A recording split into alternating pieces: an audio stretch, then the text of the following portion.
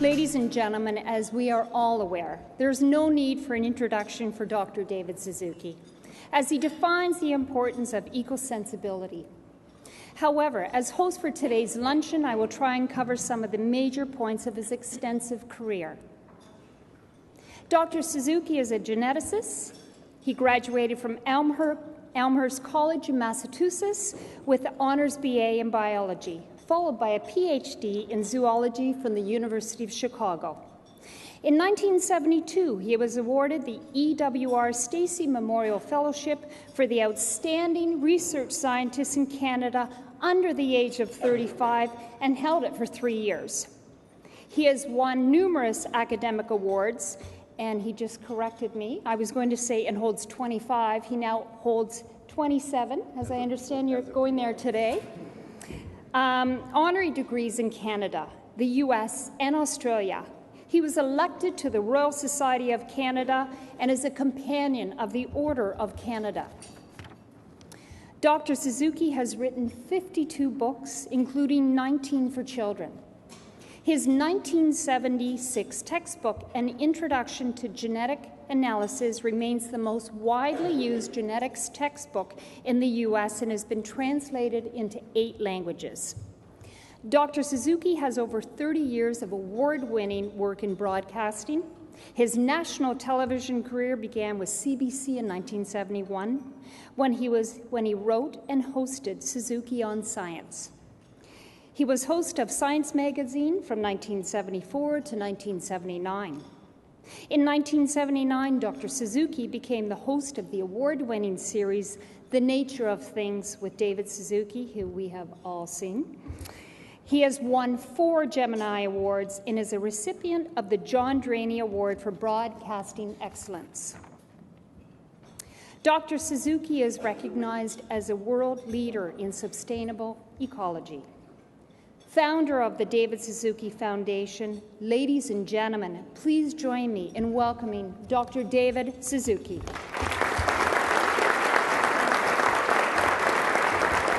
Thank you. Thank you very much. I'm delighted to have the opportunity to share a few ideas with you. I see the title of the speech on the brochure is Are Canada's Environmental Issues Getting in the Way of a Healthy Economy? And well, obviously I would say no, but I would have rephrased it. Is Canada's economy getting in the way of a healthy environment? And the answer to that would be very definitely yes.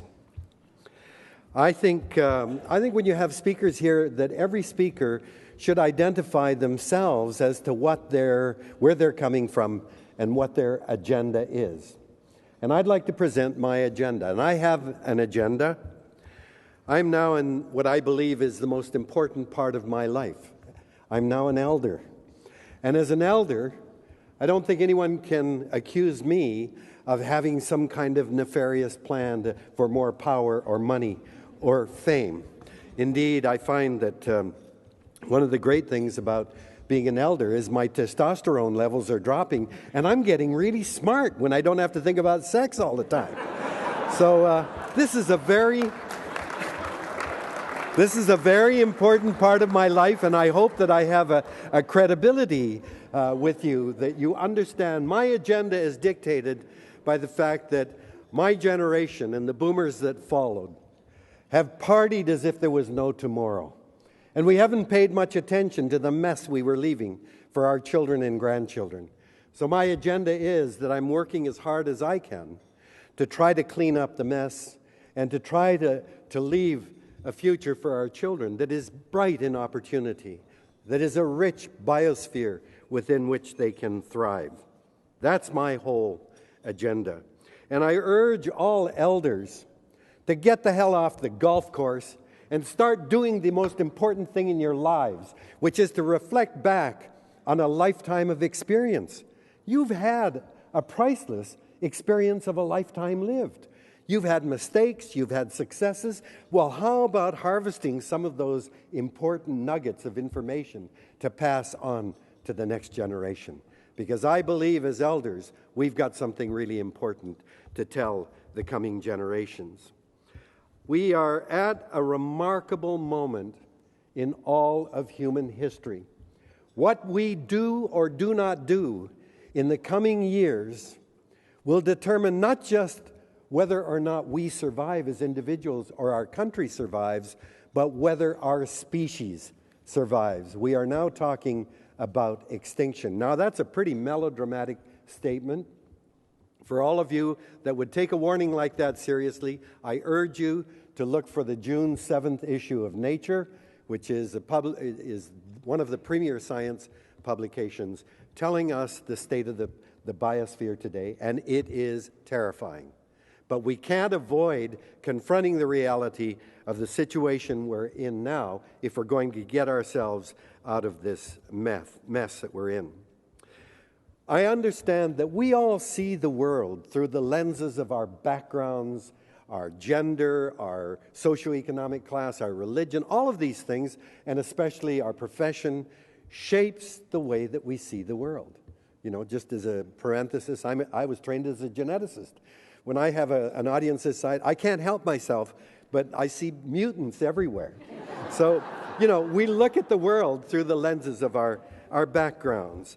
We all share a common anatomy of our brains. We're a single species. Our brains are identical. Our sensory organs are identical, and the neurons that go from our sensory organs to the brain, they're all genetically identical because we're a single species. And yet ask a woman or a man about words like love, sex, or family, you'd swear they were different species. Ask a business investor on Bay Street and a street person on Bay Street to talk about money or the economy or welfare, and you'd get a very different answer from them.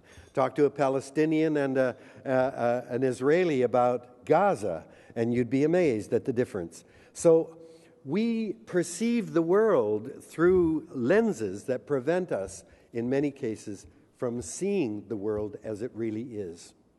And so my challenge today is to ask you to try to suppress the lenses which will filter out a great deal of what I'm saying and just listen to the message before you begin to edit them or pass judgment.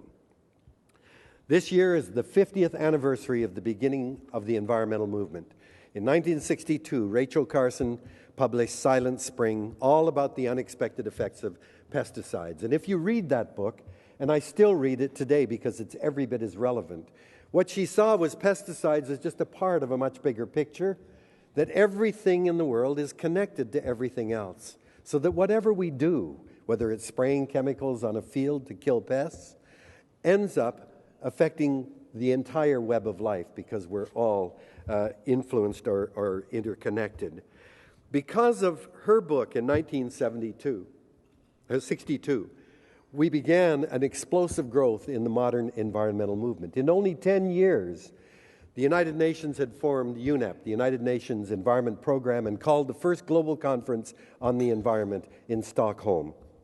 And the environmental movement grew. When Rachel Carson's book came out, there wasn't a single department of the environment in any government on the planet.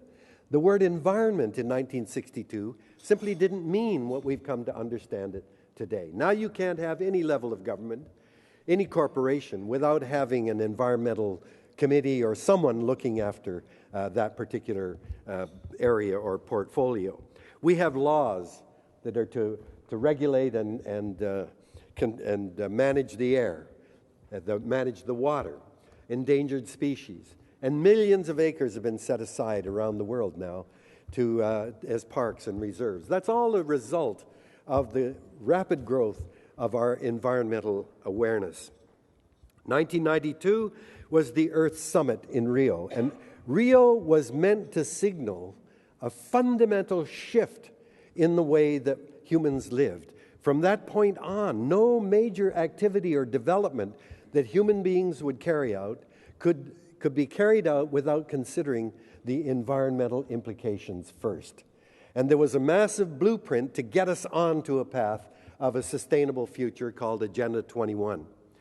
Within weeks after the end of the meeting in Rio, the rich countries, for whom Agenda 21 would be 0.7% of annual GDP, the rich countries immediately began to say, we can't afford that. While the the developing world, who would bear 20% of their GDPs, committed to reaching Agenda 21, were seriously, and many still are, trying to enact the principles and the strategy suggested by that document. But of course, there have been changes. I mean, when Toronto rejects plastic bags, wow, that's quite a surprise. So maybe there are a few things that are worth looking at. But the reality is that we've been going steadily backwards since 1992. We are still in Canada. There seems to be a strong group of people who remain unconvinced that climate change is being caused by human activity, which is just an astonishing thing to me, that there are climate deniers or skeptics. But that's the struggle we have to go with. We have a prime minister who has had asthma since childhood and still puts the economy above the very air that sustains us. And that doesn't make any sense to me at all. It seems to me anyone suffering from an environmental disease ought to know very well the consequences of the way we treat the very source of our seasons, weather, and climate, let alone our lives. We're fighting in British Columbia a dam at Site C on the Peace River. We fought that and won 30 years ago, but now we're fighting it again. We're fighting against the proposal to drill for oil in Hecate Strait. We fought and won that one 35 years ago. So the terrible aspect of the environmental movement is we are fundamentally failing if we keep having to start at ground zero and talk about these various issues that come up. When we've won the victory at Site C on the Peace River, when we stopped the drilling for oil in Hecate Strait, we should have come to an understanding of the ecological impact of the way we're living so that we don't repeat the same problem over and over again. The environmental movement has fundamentally failed because our economy has now become the dominant focus, and we believe that the economy is the source of everything that matters in our society today. I'm a geneticist. I like to think in evolutionary time, and I love the way that we've been able to develop techniques to use DNA, the genetic material, to track the movement of human beings across the planet. And all of the trails lead back to Africa 150,000 years ago. We were born 150,000 years ago on the plains of Africa. And for 95% of our existence on Earth, we existed as nomadic hunter-gatherers, following game and plants through the seasons in our territory. As hunter-gatherers, we knew very well that we were deeply embedded in and utterly dependent on nature, on the biosphere that supports us. 10,000 years ago began a fundamental shift in the way humans lived. The agricultural revolution began. Now we had a source of food. We didn't have to wander all over the place to keep following it. But as a farmer, we understand very clearly that we are utterly dependent on nature. The seasons, the weather, the climate, the water in the summer is related to how much snow you have in the winter. We know that insects are critical to pollinate flowering plants. We understand that certain plant species will make fertilizer from the air, fixing nitrogen as fertilizer in the soil. Farmers know we are deeply embedded in the natural world. Something fundamental has happened to transform us and shift the way we see the world over the last 100 years. In the year 1900, when there were, I almost said only, when there were 1.5 billion people. There were never 1 billion vertebrates of any species ever in history, but now human beings reached 1.5 billion in the year in 1900. There were only 14 cities with more than 1 million people. London was the largest with 6.5 million. Tokyo was the 7th largest with 1.5 million people. Can you imagine? I mean, that's smaller than, about the same size as Vancouver, was Tokyo. The vast majority of people around the world lived in rural village communities because most people were involved in some aspect of agriculture. We were farmers. Cut ahead 100 years to the year 2000. Population exploded to 6 billion people. but now there were more than 400 cities with more than 1 million people. The 10 largest cities all had more than 11 million people. Tokyo was the largest city in the world with 26 million people. Can you imagine in 100 years going from 1.5 to 26 million people? Greater Tokyo now has more people than all of Canada. And if you've ever been to Tokyo, you know this is not the way human beings evolved to live. But in 100 years, we have exploded from a farming species into a big city dweller. And in a big city, it's easy to think, well, we're not like other creatures. We're so smart, we create our own habitat. And as long as we have a few parks where we can go camping or skiing in the winter or just to play in, who needs nature? We don't need nature. We've got our city, we've got our own habitat. And so in a city, our perspective shifts as to what's important, from an understanding that nature is where we live and where we derive our livelihoods, to a belief the most important issue in a city is our jobs. We need a job to make the money to buy the things that we want. And so there is a shift to the perception that the economy must be our highest priority.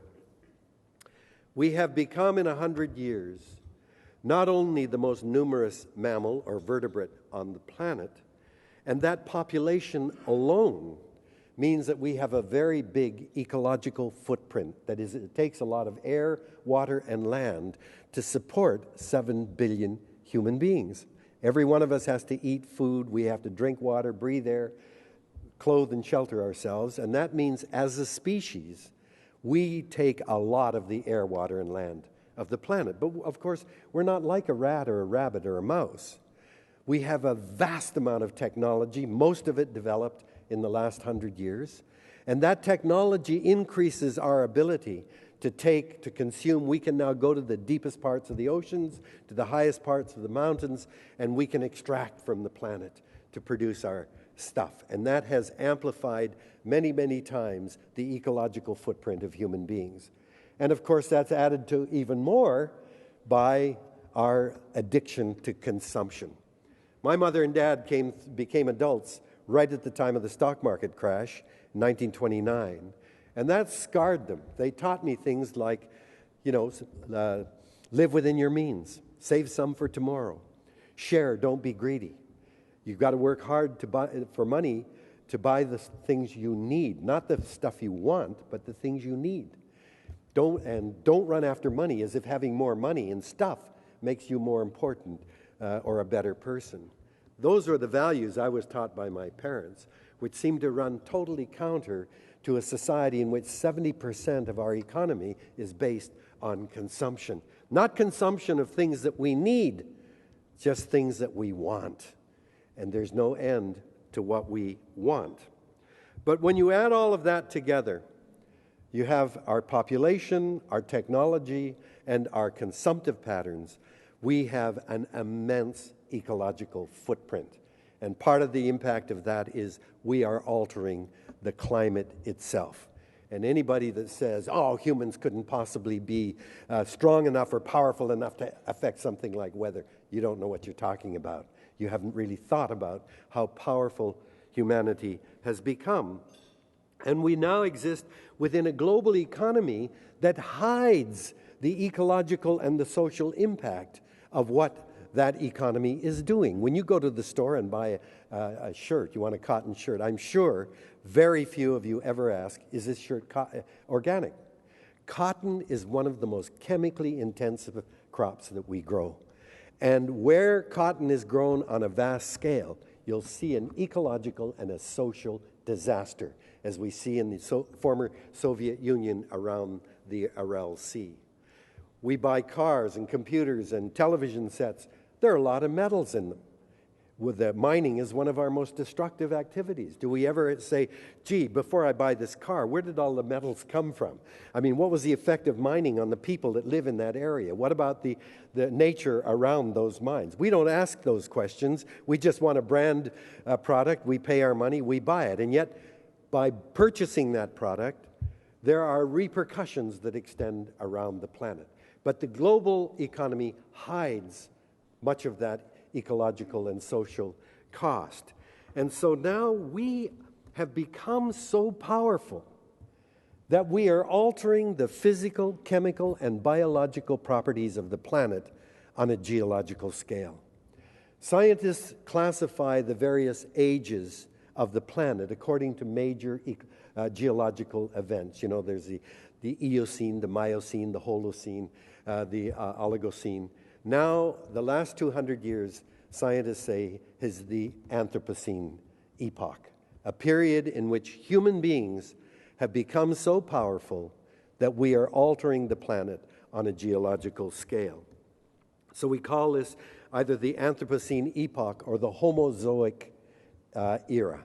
We are the dominant species and force. And it wasn't very long ago that we referred to events such as tornadoes, hurricanes, floods, drought, forest fires, even earthquakes as acts of God or natural disasters. They aren't anymore. The human imprint on these events is now very, very clear. These are not natural. In many cases, they're human-induced or human-exacerbated, and we have taken our place among the gods without the gods' omniscience. So this is the position that we're in. Next week, I'm going to Rio +20, the 20th anniversary of 1992, and I have absolutely no hope that this will accomplish anything to deal with the urgency of the crisis that we're facing now. I'm going strictly because my daughter, who gave a speech at Rio in 1992, if you go to YouTube, it's just become viral on YouTube. It's astounding to me, but she's kind of become the poster child and is going down, so she has to take her 4-month-old son, and I said, sweetie, I'll go down as a babysitter. So that's all I'm going to do, but Rio is, again, a reminder of how little we've progressed over the last 20 years. The reason I say that Rio and meetings that have been taking place over the last 20 years in Bali, in Cancun, in Bonn, in Kyoto, gosh, I can go down all kinds of Nagoya, in Stockholm. They've all failed, and the reason is this. We live in a world that is where our behavior is shaped and dictated by laws of nature. In physics, we know that we cannot build a rocket that will travel faster than the speed of light. Nobody would ever say, I'm going to travel twice as fast as the speed of light. We know that. The laws of gravity say you can't have an anti-gravity machine here on Earth.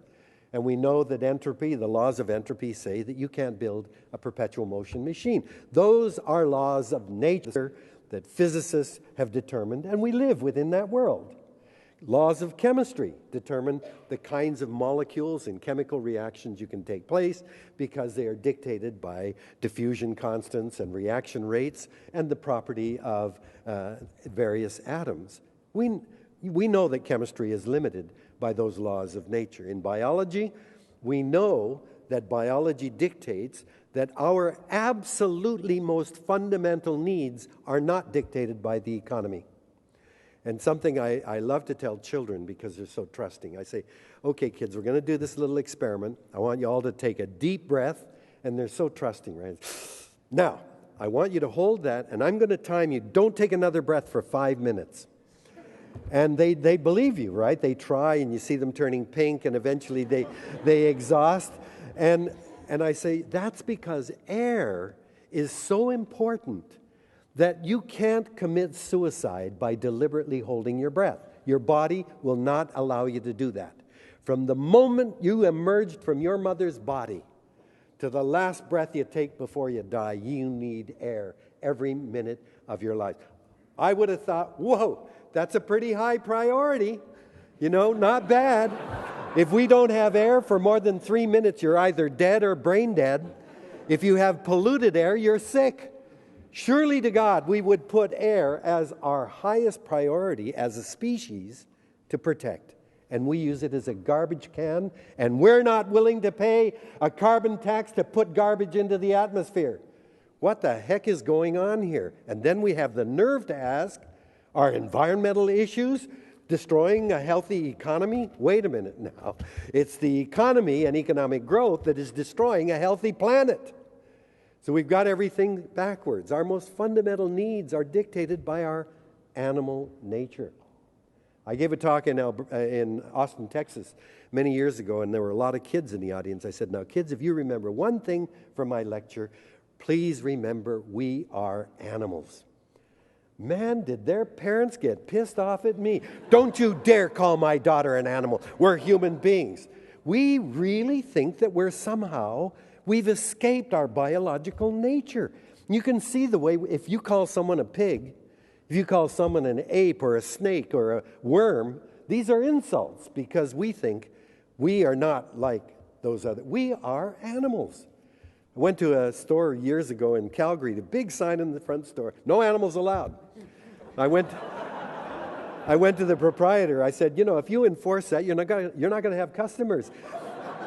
He didn't know what the hell I was talking about. Thought I was nuts. We are animals, and animals, as biological creatures, they dictate our most fundamental needs. We need clean air.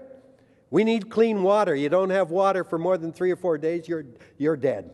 You have polluted water, you're sick. We need clean soil because that's what gives us our food, and every bit of our food was once alive. We spray chemicals not only into the soil, we inject it into many of the animals and plants we're going to consume. We need other species because the diversity of life is what cleanses water, creates oxygen-rich air, creates soil, and is our food. These are the things I would have thought any society interested in being healthy and sustainable would put as our highest priority to protect. But do we do that? No. What we do is we create a portfolio called the environment. And now, and it's one of the most poorly funded portfolios we have. So what is that saying? Oh, the environment is just another interest area, like fishermen and ballet dancers. We have the environment over here. So no wonder Mr. Kent is squeaking so much. He doesn't have any balls to really do the important things that have to be done. Sorry, I know. Sorry for you young kids. We elders lose our inhibitions on language. I'm sorry. So we've got everything wrong. And I have funded and supported Elizabeth May to run, and thank God she's in office. But I keep saying there should not be a Green Party. When you have a Green Party, it means that you're the party for the environment, and you saw it in the leadership debate when there was no one in Parliament from the Green Party. What did the journalists all do? Oh, well, the Greens aren't here, so we don't have to deal with the environment. We'll ask you the important things about the economy. This is crazy. But we've created the environment as if it's somehow this mini area, and it's in many ways irrelevant, or it's somehow it's an impediment to developing our economy.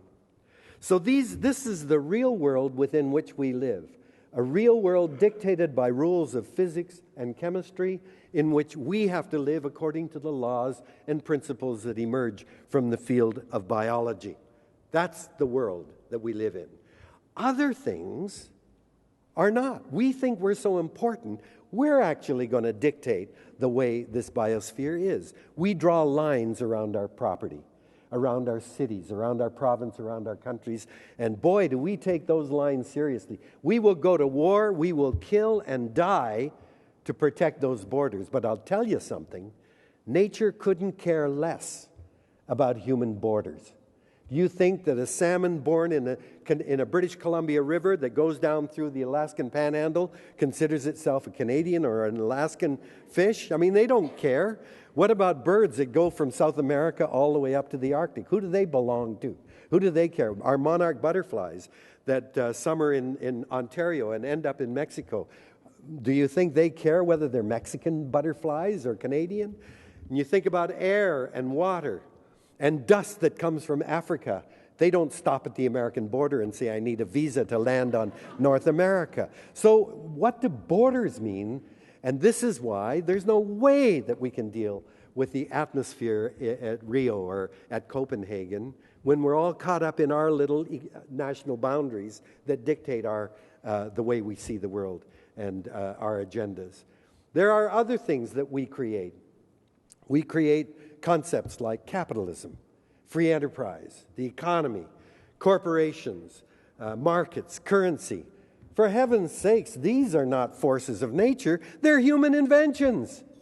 And yet we bow down before these things as if, oh, my God, these are the most important things going. Wait a minute now. The only thing we can alter are things that we create, like national boundaries or these various structures. You know, a few hundred years ago, people really believed there were dragons and demons in the world. I mean, they really believed in them. And if we thought they were mad at us, we'd shovel money and jewels and sacrifice virgins. We'd do anything to placate dragons and demons, right? Well, nobody believes in dragons today, right? We all know that was a figment of our imagination. So what do? We don't progress on then. We just invent another concept that we all bow down before called the economy.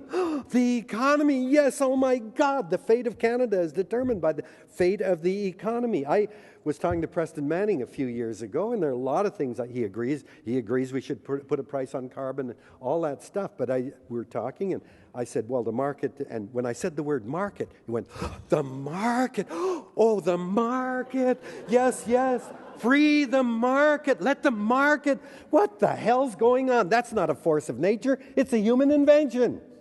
And if it's not working, we damn well got to fix it so that it conforms to the real world that we all live within. So we've got to change the perspective and see what our real home is and the consequences of all that we're doing. So this is the challenge that we face. We have lumbered ourselves with this human creation and believe that the economy is the major source of everything that matters. And that includes, that now encompasses the very biosphere that keeps us alive, that must only be used as an economic opportunity. That's why, how much time do I have? Question and answer time now. Okay, so I don't have enough time to finish this. I have a very strong position that this economic system that we are fundamentally embedded in now is so flawed that however enlightened you all are and however much you're trying to put sustainability into, Walmart is committed to sustainability. How can a company like Walmart be ever considered sustainable? And yet, I applaud Walmart if they want to reduce all their packaging to zero, if they want to use only renewable electricity, that's great. But fundamentally, I'm sorry, Walmart, you are a totally unsustainable company. And that applies across the board as we're caught up in an economic system that demands that you be unsustainable. And I could go into a whole critique, maybe we can talk about that. But at the heart of this current economy is the belief by economists that we're so smart, we've created a system, the economy, that can grow forever. We live within the biosphere. The biosphere is a zone of air, water, and land where all life exists. And Carl Sagan, the late Carl Sagan, told us, if you reduce Earth to the size of a basketball, the biosphere in which all 30 million species live would be thinner than a layer of saran wrap. And that's it. And we've more than filled it up with the technological debris of our powerful technologies. We have to, but anybody that thinks within that system then we can grow forever, that is suicidal. Nothing can grow forever within a finite world, and the economy is by far too big now. And we foster the notion that, we can have the triple bottom line. The triple bottom line is dictated by three priorities. That's the environment, society, and the economy. And usually it's depicted by three circles of equal size. And where the three circles all intersect and all three circles cover this area, that's the sweet spot. That's where we focus our efforts to benefit society, the environment, and the economy. Nothing could be more dangerous as a concept. The idea that the economy and human society are as big as the environment, the idea that the economy is as big as human society, this is crazy. To elevate ourselves so that we're as big and important as the environment, to elevate our economy as if it's as big as society itself. So this is the challenge, is to change that paradigm, that way of seeing the world, and put ourselves back in the right perspective. The real world is a giant circle, which is the biosphere. And within that real world are 10 to 30 million smaller circles of varying size. That's the 10 to million other species that share the planet with us.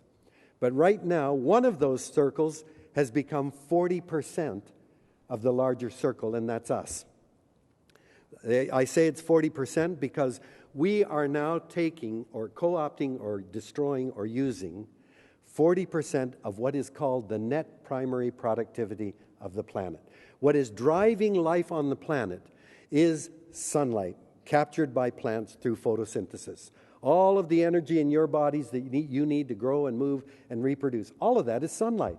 Sunlight transformed into chemical energy by plants, and we get that by eating the plants or eating the animals that eat the plants. Sunlight is the energy source that drives all species, and we've co-opted 40% of that. So the challenge for us is to shrink that circle. We are far, far too big within that big circle. And within that big circle that's us, the economy should be a much smaller circle. That's the real world and faces us then with the real challenges. Are we up to it? We're going to have to. The question is, when are we going to have to face up to it? Are we going to keep avoiding facing up to the challenge and letting our children and our grandchildren, who had nothing to do with creating the problem, pay the costs in the end? And this is a tough one, but I think it's got to be done, and it's got to be done now. Thank you.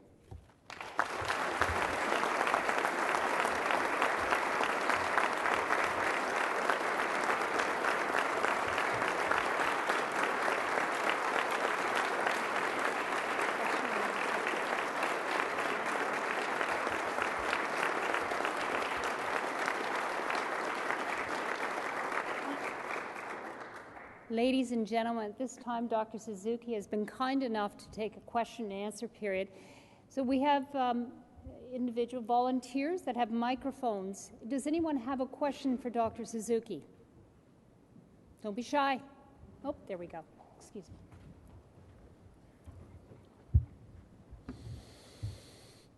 me. First of all, thank you. That was great. My name's Adriana Magneto-Hamu. I happen to be the climate change critic for the Green Party of Canada. I'm not here as a representative of the Green Party, but I am obviously very concerned about climate change and what we do about it in Canada. And I wanted to ask you, because you've been at this for a lot longer than I have, and I've been concerned about this problem for years, but I counted on people like you to advocate for it.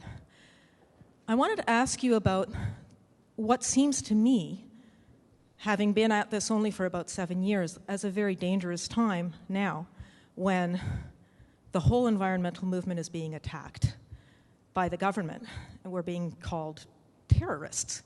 Have you encountered something like this before? How do you feel in your years where the movement stands now? Are we a threat to the government? Is that why they're responding? And how much of a threat are they to our movement? Of course we're a threat to government. Thanks. If you have a government whose sole function is to work on the economy and keep it growing as much as possible, and is basing on that growth on what I think is a very economically foolish strategy of relying on a single resource, yes, you're damn right, environmentalists are the enemies. I think there's been a serious misjudgment of where Canadians are at. Poll after poll after poll indicates that Canadians value nature, indeed consider it to be an important part of who we are as Canadians, and are willing to pay more taxes to protect nature. That's been crystal clear in all of the polling. By being so confrontational, I think for one thing it's been very beneficial in many ways to the environmental community, because quite frankly, I believe we've been losing big time, because we haven't shifted the paradigm. But by demonizing the environmental community, you see us recognizing as environmentalists, we're part of a much bigger community that's under assault by this government, and we've got to make our tent a lot bigger. We've got to embrace issues of hunger and poverty. They're my issues.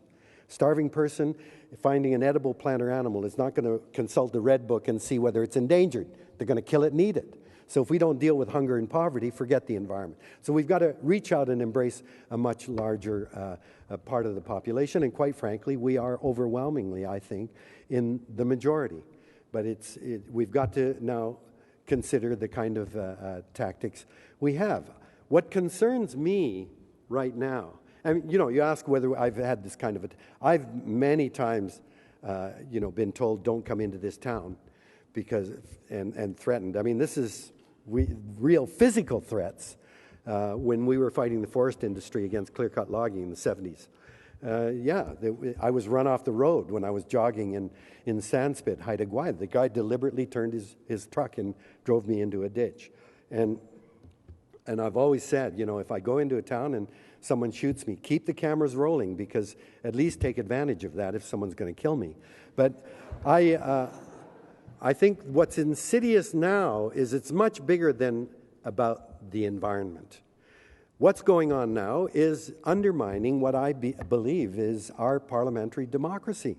First of all, the robocalls to me are a very, very serious threat to democracy. And I would have thought any government or any party would have said, oh my God, is this are we doing this, or where is it? Would have thought that you'd dig right into that. This is undermining the very essence of democracy. My mom and dad were born in Canada, never been out of Canada. They were born in 1909 and 1911. They couldn't vote until after World War II because they were Japanese Canadians. So I take the vote as a very, very important privilege at the heart of democracy. Robocalls represent an absolute attack on the principle of democracy.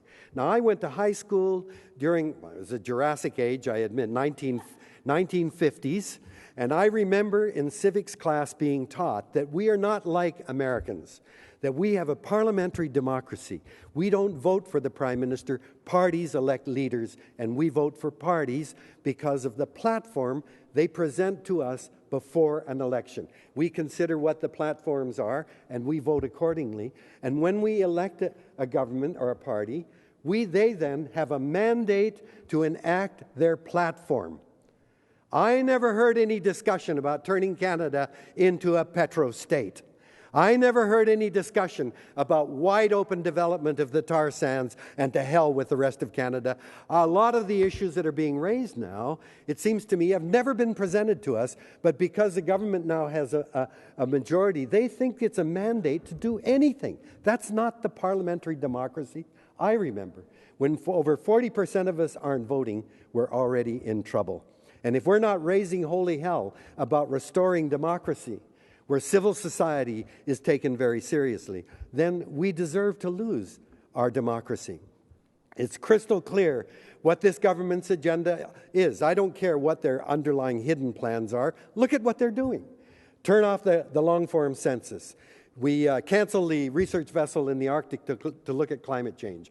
Cancel one of Canada's greatest contributions to the world, the experimental lakes area.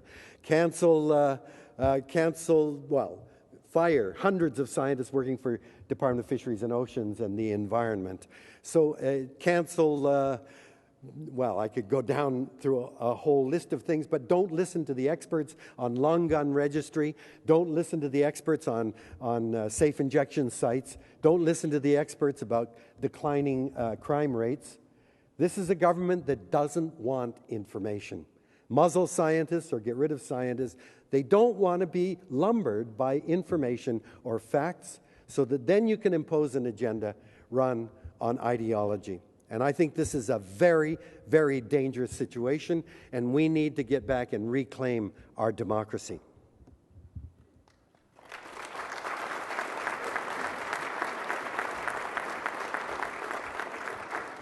All right, Dr. Suzuki, Gareth Seltzer. Just a quick question. You have an audience here of, I think, largely people who are very sympathetic to all the things you're saying. That's great. It's good. You're safe in this room, but it seems that a lot of universities, a lot of wealthy business people, I think the first thing they like to do is form a think tank or something business-like. And it seems to me that it's the people in university, the young people, younger than us old farts here, who are actually the future to implement this kind of change. Because we are very stuck in our ways, and I think we all are sympathetic to creating a change that's environmentally friendly and sustainable. But how do you take your message and make it germane and apply to the people who I think are most likely to have the greatest traction in implementing your vision? I think it's not fair to look to young people who had nothing to do with creating the situation we're in. This is very, very urgent. We've got to get on with fundamental and huge changes. For example, we should be aiming at zero carbon emission within 10 years is what the challenge should be. Now, there's no way we're going to reach that. So that's why a lot of my colleagues are saying it's too late. Sir Martin Rees, one of the most eminent scientists in England, the royal astronomer, was asked on BBC, what are the chances humans as a species will survive by the end of this century? And his answer sent a chill up my back. 50-50. 50-50 chance that we survive as a species. James Lovelock, who invented the idea of Gaia, says that over 90% of us will be gone by the end of this century. You're talking deaths of billions and billions of people. And Clive Hamilton, a man I have great respect for, wrote a book called Affluenza, has now written a book called Requiem for a Species. And guess what species it's a requiem for? It's us. And I've read that book from cover to cover. There's nothing in it I disagree with. What he does is just document the beginning of the environmental movement and what we've said and what we've done. And the rhetoric has climbed, but our real ability to make change has declined.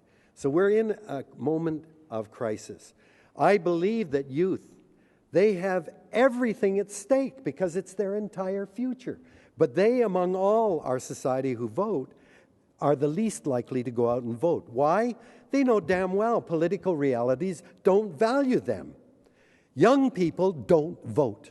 A politician who does, not because they're evil or stupid, but the political reality is what they've got to do is to enhance the number of people that will vote for them in the next election. Well, kids don't vote. For that matter, what politician is going to say, we've got to spend tens of billions of dollars starting this year and on into the future for future generations that don't even exist? Our economic system discounts them. We say, oh, well, the cost of mitigating climate change, well, by the next generation, it'll get cheaper because technology, blah, blah, blah. And so we discount the impact that is only going to get worse and worse in the coming years. So they have a huge stake, it is true, but they don't have the political power because right now we need very, very important political change. So what I say to young people, they say to me, what can I do? You got to go to the two most important people on the planet, and that is your mom and dad. And you've got to say, Mom and Dad, I'm really worried. Like, what kind of a future am I heading for? And because parents love their children, they have no choice but to become eco-warriors on their behalf. And what that means is we have to take back civil society and we need to take back democracy. That we've got to get up and really start playing a role in the political system and start talking about these serious issues. And don't get bogged down by the stuff about environmental terrorists and foreign money coming in and affecting the agenda. I mean, foreign money does affect government agendas, no question. But it's money from China, it's money from the United States, it's affecting our tar sands development and all that stuff. But focus on the real things. And what I say is, I am sick and tired of fighting. I am sick and tired of going to round tables where I'm just one of the stakeholders. I want to talk to people and say, look, what can we all agree on? We can't just start from a vested interest position and fight to protect our little turf. We've got to go in and say, what do we all agree are our most fundamental needs?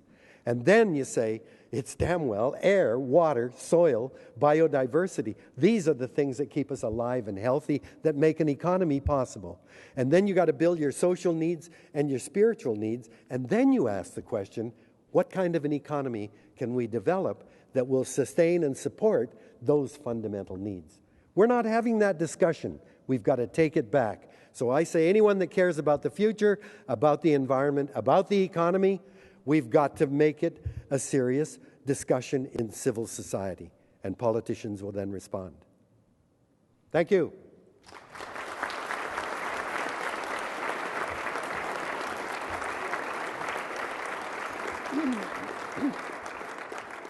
Thank you, Dr. Suzuki. I'd like to call upon Andrea Wood to give the formal thank you.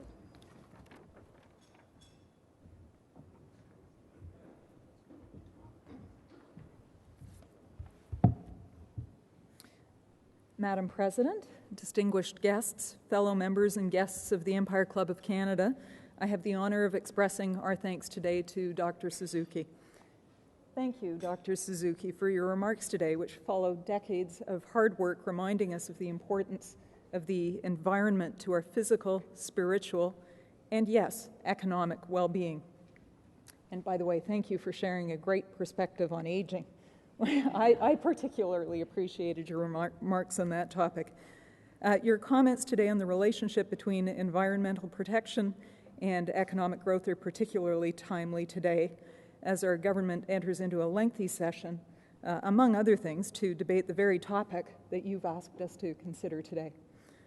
As a token of our appreciation, on behalf of the Empire Club, I'd like to present you with a copy of Who Said That?, a selection of quotations and notes from 100 years of Empire Club speeches. Thank you again, Dr. Suzuki.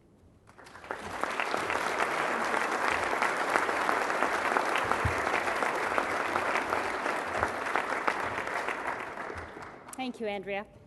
Ladies and gentlemen, please join us for our final luncheon of the year featuring Lord Black on June 22nd.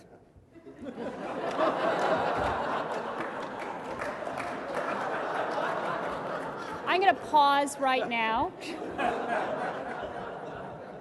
This will be held at the Sheraton Centre Hotel. I'd like to give my final thanks now to our sponsors, Celestica and Dominion for sponsoring our event today, and Canadian Tire for sponsoring our VIP reception. I'd like to thank the National Post as our print media sponsor. This meeting will be carried on Rogers TV. We're grateful for their support. Thank you all for coming. We look forward to seeing you again soon. This meeting is now adjourned.